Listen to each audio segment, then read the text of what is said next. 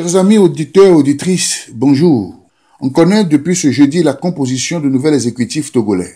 Longtemps attendu depuis la présidentielle du début d'année et plusieurs mois après la prestation de serment du chef de l'État, c'est finalement cette semaine que les Togolais ont découvert le visage de ces hommes et femmes qui sont appelés à occuper les plus hautes charges de l'État.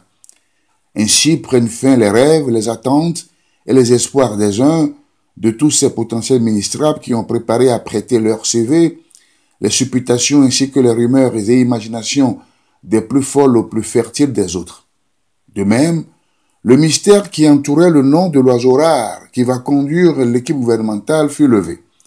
On était allé loin le chercher dans le secret des dieux, au royaume de Jupiter, et pourtant, il était si proche du trône, et le chef de l'État, dans le secret de son âme et conscience, après avoir fait perdurer l'attente et les appétits gloutons des aspirants, le sortit de sa gibecière. Pour une première fois dans l'histoire de notre pays, c'est une femme qui va conduire l'action gouvernementale. Le Togo devient ainsi, après le Gabon, le deuxième pays en Afrique noire à confier à la gente féminine le portefeuille de Premier ministre.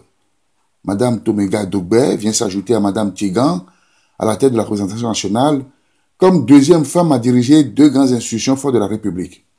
D'ailleurs, l'une des innovations de la nouvelle équipe gouvernementale est le nombre record des femmes.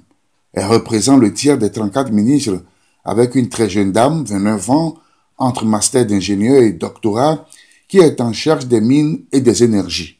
On pourrait à loisir s'interroger et réfléchir sur la qualité et la pertinence de ce choix au titre d'accélération de l'action gouvernementale telle que la Première ministre l'a exposée dans sa déclaration générale devant l'Assemblée nationale et au regard des impératifs du moment.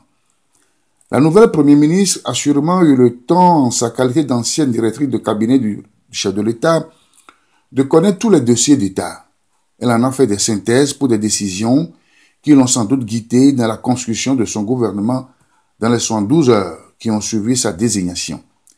Mais il faut désormais que les ministres s'imprègnent de cette notion d'accélération et de compétence pour relever les grands défis et enjeux de chaque secteur d'animation de la vie sociopolitique de notre pays. Certes, l'administration est une continuité, mais cela n'exclut pas que chaque ministre doit y apporter sa compétence et son implication personnelle, tout en restant dans la politique générale du gouvernement pour mener à bien l'action de son ministère. Ce n'est pas tout le temps qu'il faut souligner que c'est sous l'impulsion du personnel du chef de l'État qu'on a fait ceci ou qu'on a fait cela. Nos ministres doivent s'approprier leur mission en tant que chef de leur département. Lorsqu'on confie par exemple le portefeuille des enseignements primaires et secondaires à un professeur président d'université, il va falloir une adaptation rapide, une accélération de conversion pour s'imprégner des réalités de ce degré d'enseignement qui n'a pas grand-chose à voir avec l'enseignement supérieur. Il est entendu que la réalité du terrain contraste parfois très largement avec les compétences requises qui ont motivé le choix d'un responsable à la tête d'un ministère. Dans tous les cas, c'est à l'œuvre qu'on saura apprécier les résultats attendus de la nouvelle équipe gouvernementale. Je ne saurais terminer ma réflexion du jour sans évoquer le souvenir du soulèvement populaire du 5 octobre 1990.